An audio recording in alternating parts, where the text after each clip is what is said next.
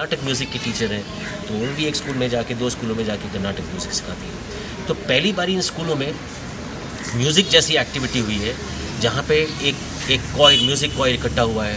सब बच्चों की थोड़ी थोड़ी इंट्रोडक्शन है म्यूज़िक के साथ, और एक कॉयर के रूप में हर एक स्कूल में एक अपना कॉयर है, तो वो अपना प्रेयर गा सकते हैं या कुछ गा सकते हैं। और वो उस रुचि को वहाँ पे बढ़ने के बाद क्या हुआ कि हम लोगों को लगा कि फिर इसको सस्टेन कैसे करें।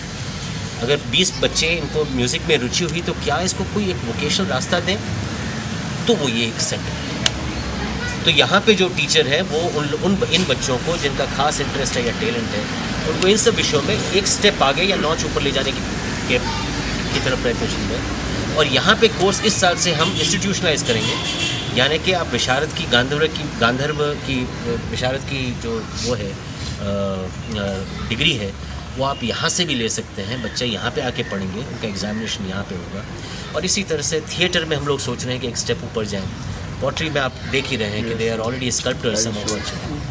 सो all these arts are the medium which we introduce them at the right time, right age, and slowly groom them, and all these things are finally grooming. And we all know art brings out what is fine in us.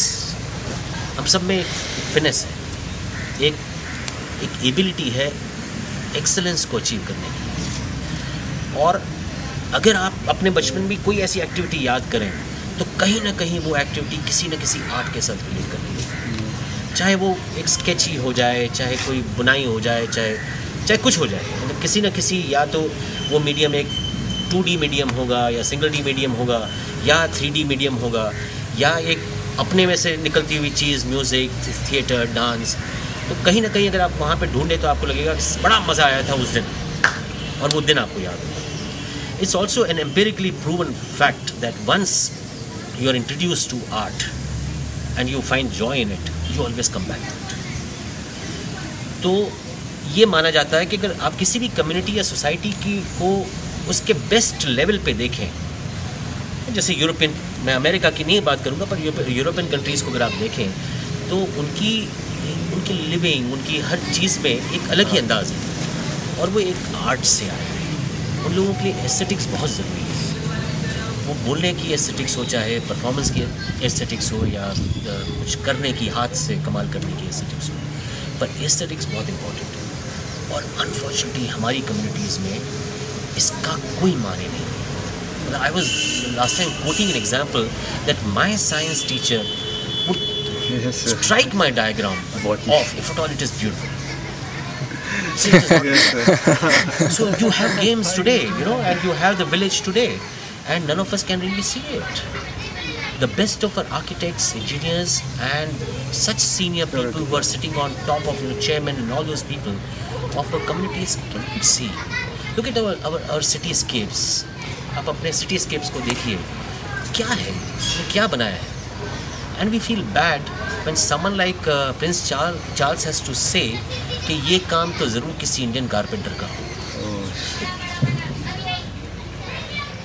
I mean, we are known in the world to be doing tacky work because there is no art. So one of the bylines of all we do here, or whether it is in school or whatever, is that we promote aesthetics and art at all levels.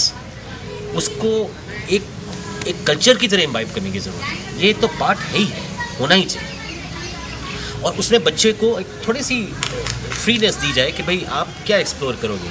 आप एक paper को explore करोगे या आप 3D बनते हो. I am a 3D, I can not draw, but if you ask me to start making you on clay, I can start doing that.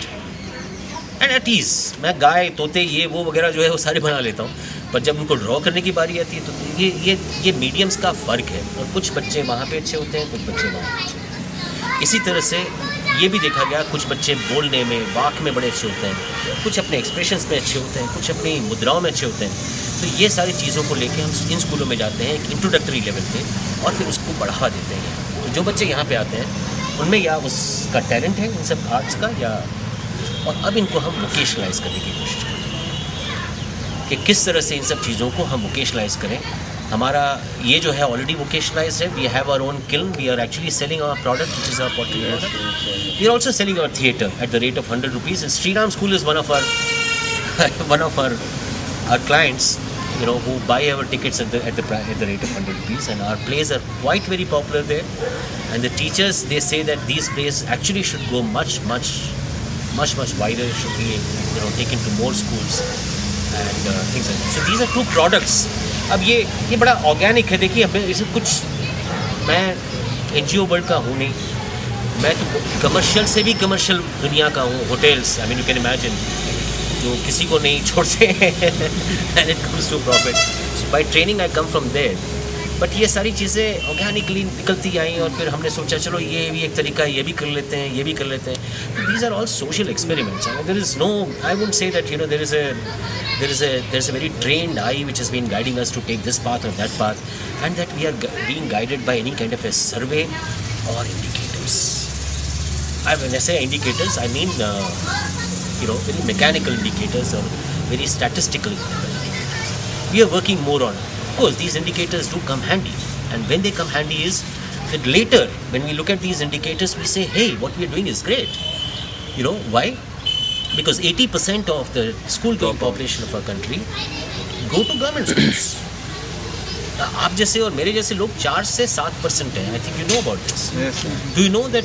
And this is now the latest. और ये कपिल सिब्बल के आने के बाद की बात है. So I'm talking about the latest statistics, and you'll be surprised to know this, that only 7% of our children finally make it to a college, undergrad. Now you're looking at 93% of our students. What do they do? And you can imagine that if these 93% were harnessed into good human resource, where will our country be? Then you won't have games, CWG fiascos. So we really need to look at that, and where this kind of a large volume is there is completely neglected. There is, government has done lots. I mean, I can't be critical of the government role and say कि इन्होंने ये नहीं किया, वो नहीं किया. पहले हमारे जो शास्त्री जी और उन सब के एग्जाम्पल हैं कि 10-10, 12-12 किलोमीटर तक स्कूल नहीं होता था. मतलब एक प्राथमिक शिक्षा भी नहीं मिलती थी. तो that was a state when our country became independent. But today, and this was actually a survey done in 1999 by a committee which is completely independent. It's not government. Sarkar ho to apna kuch bolega. But this is a committee called Probe, PR. Were you able to go through it? Probe. It's very interesting, very difficult to find it now because earlier they were. It is there. It's in a PDF file. Yeah, it is in PDF file. So if you look at this report, you'll be surprised to know that that there is now every kilometer and a half there is a school. So we have the infrastructure. All these schools have at least one teacher. So it is not that it's not been manned. All these schools, छोटा schools also manage some kind of a midday meal. तो खाना free है बच्चे को, तो माँ बाप जो अफोर्ड नहीं कर सकते भेज देते, चलो खाना तो खा लेगा. I don't have to feed. It's an amazing thing to do. No other country in the world does it. Right? We give free books. All our government schools give free books. There is no fee. जो अभी RTE आया है उसमें कोई किसी तरह की फ़ी नहीं, अभी तक थी पर वो थी 65 रुपया साल का है. और 12वीं की जो फ़ी थी वो 125 रुपये साल का. ठीक है, पर वो भी अब माफ़ कर दिए. तो देयर इज़ नो फी. ठीक है, there is no fee whatsoever. Midday meal is free. Books are given free. Girl children and OBC are given bicycles to come to school. तो वो 1.5 किलोमीटर जो है वो ज़्यादा न रहे तो बच्चे और जो है गर्ल्स आ सके, तो इसलिए साइकिलें फ्री दी जाती हैं. बिहार में NDTV में they've shown. Yeah, same here. Haryana too. And girl children and OBC